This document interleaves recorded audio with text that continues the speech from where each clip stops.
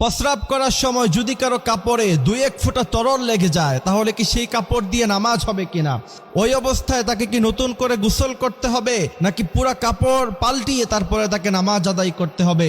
এমন প্রশ্ন আমাদের প্রত্যেকের মনেই কিন্তু একবার হলেও জাগে যে হুজুর যখন পেশাব করতে যাই মাঝে মধ্যে 2-1 ফোঁটা তরল এদিক সেদিক হয়ে আমাদের কাপড়ে লেগে যায়। এমতো অবস্থায় কি আমার পুরা কাপড় কি খুলে তারপরে নতুন কাপড় পরিধান করে নামাজ পড়তে হবে নাকি আমাকে নতুন করে পাক পবিত্র হয়ে গোসল করে তারপরে নামাজ আদায় করতে হবে? এমন প্রশ্ন কিন্তু আমাদের অনেকেরই জেগে থাকে।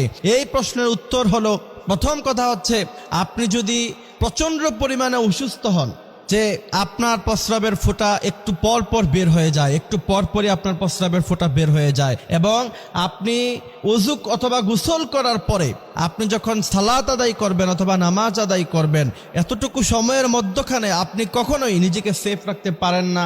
আপনি চিকিৎসা নিয়েছেন, ডাক্তারকে দেখিয়েছেন, তারপর আপনার 2-1 ফোঁটা এদিক সেদিক বের হয়ে যায়, ওইটা হচ্ছে আপনার অসুস্থতা। ওই অসুস্থতার ওজরের কারণে আপনি ওই সময় ওযু করে নামাজ তখন পড়ে ফেলবেন।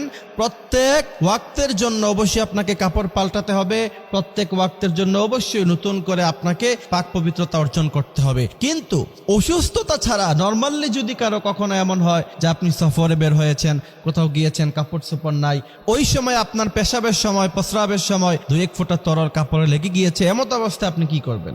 প্রথম কথা হচ্ছে এই কারণে অবশ্যই আপনাকে গোসল করতে হবে না।